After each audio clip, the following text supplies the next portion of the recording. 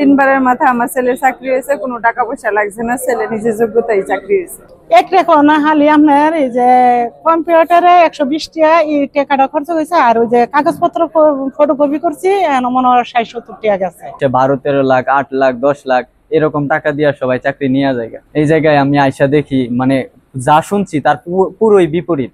মা হিসেবে আমার এটা বলার মতো কিছু নাই। আমার ছেলে অনেক কষ্ট করে এই চাকরি হয়েছে, এবার নিয়ে তিনবার মাথায় আমার ছেলের চাকরি হয়েছে। না না, কোনো টাকা পয়সা লাগছে না।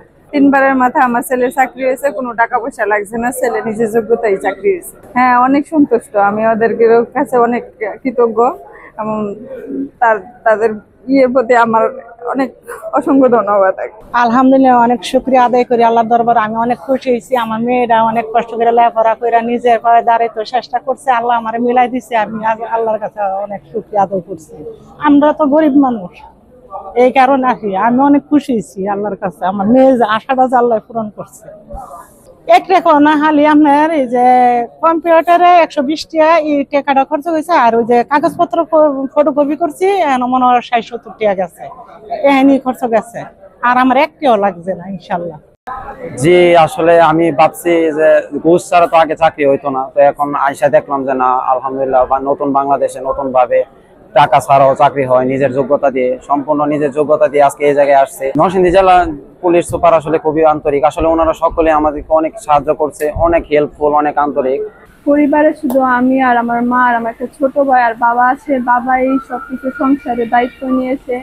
তো এখানে পুলিশের চাকরি পেয়ে খুবই আনন্দিত হয়েছি। 120 টাকায় যে পুলিশের চাকরি পেয়েছি, এটাই অনেকে বলে যে ঘুষ লাগে 8 লাখ 10 লাখ, কিন্তু এটা হয় নাই। কিন্তু এখানে পুলিশ সুপার 120 টাকা আমাদের যোগ্যতা আর মেধার ভিত্তিতে চাকরি দিয়েছে, তার জন্য তাদেরকে সবাইকে ধন্যবাদ। আমার স্বপ্ন ছিল, এসএসসি থেকেই স্বপ্ন আমার ছিল যে আমি বাংলাদেশ পুলিশের একটি গর্বিত সদস্য হব। এই পুলিশ সদস্যের মধ্যে কোনো রকম টাকার বিনিময়ে চাকরি হয় না। জানি যে নিজের যোগ্যতায় এবং মেধা শক্তি দিয়ে এখানে লোক নিয়োগ করা হয়। নরসিংদী জেলা পুলিশ সুপার আমাদের অনেক সাহায্য সহযোগিতা করেছে। আমরা 3 দিন যাবৎ মাঠ করেছিলাম, এপ্রিল 19, 20, 21। প্রথম দিন আমাদের ওজন উচ্চতা, দ্বিতীয় দিন 200 মিটার দৌড়, তৃতীয় দিন 1600 মিটার দৌড় দিয়ে আমরা কৃতকার্য হয়ে রিটার্ন পর্যায়ে আসি। রিটার্ন পর্যায়ে আসার পরে আজকে রিটার্ন ফলাফল দিয়েছে, আমরা কৃতকার্য হয়েছি। আমার এক বড় ভাই আছে, উনি কাতার থাকে, উনি কিছু টাকা দিতেন। আর আমাদের চাষের জমি হয়ে গেছে বাবা মরার সময়, এগুলাই আমি আর আম্মু মিলা চাষাবাদ করতাম। না, এটা আমার কখনোই কল্পনাই ছিল না যে আমি ঘুষ ছাড়া কখনো চাকরি পাবো। এটা আমার কল্পনাই ছিল না। আমি সবসময় শুনছি যে বাংলাদেশ পুলিশে 12-13 লাখ, 8 লাখ, 10 লাখ এরকম টাকা দিয়ে সবাই চাকরি নিয়ে যায়।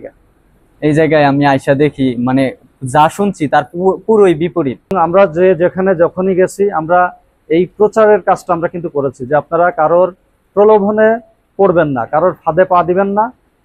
আমরা যোগ্যতা, সম্পূর্ণ শারীরিক যোগ্যতা এবং মেধার ভিত্তিতে বাংলাদেশ পুলিশের কনস্টেবল পদে নিয়োগ দেওয়া হবে। সেই প্রতিশ্রুতিকে রাখার জন্য আমার যে টিম ছিল এবং নরসিংদী জেলা পুলিশের যে টিম ছিল, আমরা কমিটির মেম্বার, আমরা সবাই শতভাগ চেষ্টা করেছি এই স্বচ্ছতাটা ধরে রাখার জন্য, এই নিরপেক্ষতাটা বজায় রাখার জন্য। আমরা আজকে যে 23 জনকে নিয়েছি, আমি যতটুকু ভাইবা বোর্ডে যতটুকু জানতে পেরেছি, তাদের কারোর এমন কোনো অ্যাবিলিটি নাই যে কাউকে ঘুষ দিয়ে কাউকে প্রভাবিত করবে অথবা ক্ষমতার দাপট দিয়ে কাউকে প্রভাবিত করে বাংলাদেশ পুলিশের চাকরিতে যোগদান করবে।